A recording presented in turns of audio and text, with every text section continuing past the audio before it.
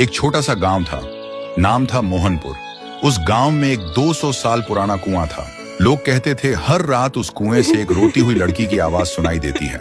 लेकिन एक बात सब लोगों को हैरान कर देती है, मोहनपुर गांव का जो भी लड़का उस कुएं के पास पानी पीने जाता है वह 2 दिन के अंदर मर जाता है और मरा हुआ शरीर गायब हो जाता है। और एक दिन इसी गांव में एक शहर से अर्जुन नाम का लड़का आता है।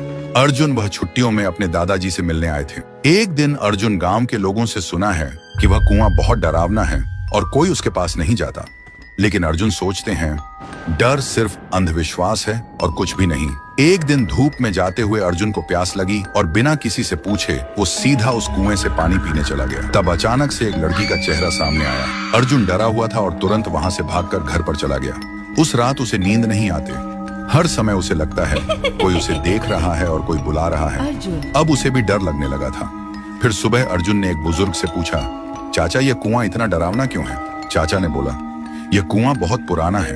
यहाँ से आधी रात में एक लड़की की रोते हुए आवाज निकलती है और वह लड़की हमेशा लड़कों को ही अपना शिकार बनाता है। आज तक इसका राज कोई समझ नहीं पाया। इस बात को सुनकर अर्जुन वहां से निकल पड़े और घर में आकर एक पाखंडी बाबा को कॉल करके बुलाता है ताकि इसका राज क्या है वह जान पाए। और आखिरी दिन पाखंडी बाबा आता है और गांव के सभी लोग इकट्ठा होता है।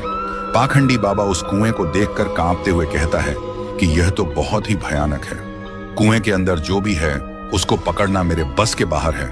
ऐसे बोलकर पाखंडी बाबा उस गांव से निकल पड़े। ऐसी स्थिति में गांव वाले का डर और भी बढ़ जाता है।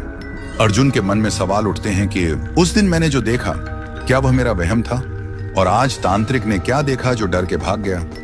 आखिरी दिन अर्जुन आधी रात में कुएं के पास एक पेड़ के पीछे छुप जाता है। अर्जुन देखा है कि कुएं के अंदर से एक अजीब सा रोने वाला लड़की का आवाज सुनाई देता है और तभी कुएं के अंदर से एक लड़की बाहर निकलती है।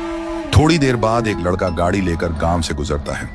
वह लड़की उसके सामने आ जाती है और लड़की उस लड़के को मार देता है और लड़के का शरीर गायब हो जाता है।